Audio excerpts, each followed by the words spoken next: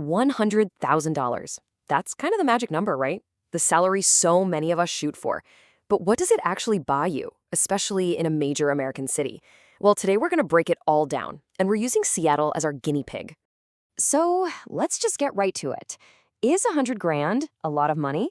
I mean, on the surface, you'd think, yeah, of course. And in a lot of places, you'd be absolutely right. But as you're about to find out, it's really not that simple. And that's because where you live changes the entire game. In a place like Seattle, with its super high cost of living, context isn't just important, it is everything. All of a sudden, that big six-figure number starts to look, well, a lot different. Okay, so first things first, we have to look at what happens to that salary before you even see a dime of it. This is the first big cut, taking us from the number on your offer letter to what actually lands in your bank account. And there it is, the big one, $100,000 a year. It looks great on paper, doesn't it? It feels like you've made it. This is that six-figure dream we all hear about. But, and this is a big but, this is just our starting line. This is not our spending money. And bam, here comes the first dose of reality. Once you factor in federal income tax, Social Security, and Medicare, that number takes a serious nosedive. Now, if you're in Washington, you do get a little bit of a break, no state income tax, which is nice. But even with that, your actual take-home pay is closer to $72,500. That's a massive chunk, gone right off the top. So to make that number feel a little more real, let's think about it month to month. That works out to roughly $6,000 a month. Okay, that is the real number we're actually working with. So let's see how far we can stretch it. All right, now we get to what I call the big squeeze. These are the big three expenses you just can't avoid, and they put the most pressure on that monthly budget.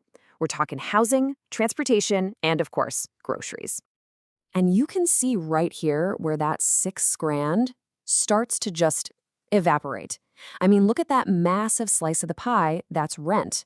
An average one-bedroom in Seattle is going to set you back around $2,200. That's more than a third of your take-home pay gone, just like that. It's the king of all your expenses, by a long shot. Next up, just getting from A to B. And this is where a personal choice can make a huge difference to your bottom line.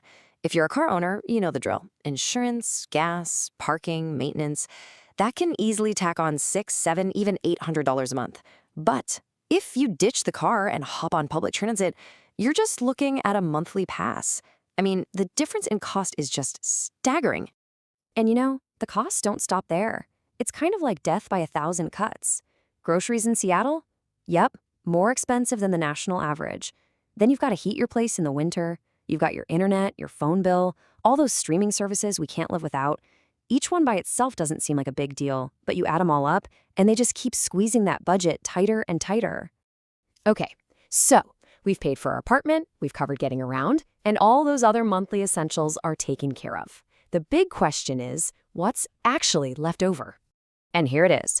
After all those non-negotiable costs are paid, you're looking at maybe $1,800 a month. Now, you might be thinking, hey, that's not bad, but hold on, because that money has a lot of jobs to do. And here's the real kicker. That final slice of the pie has to cover everything else in your life. We're talking about the responsible stuff. Saving for retirement, chipping away at student loans, paying for health insurance, trying to build an emergency fund.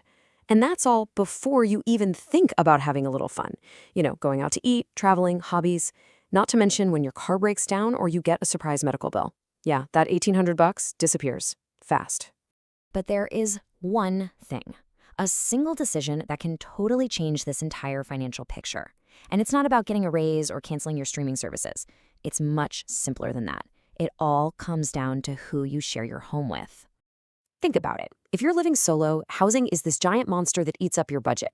But the second you add a partner or a roommate to the mix, that monster gets cut in half. Your housing cost as a piece of your income just plummets.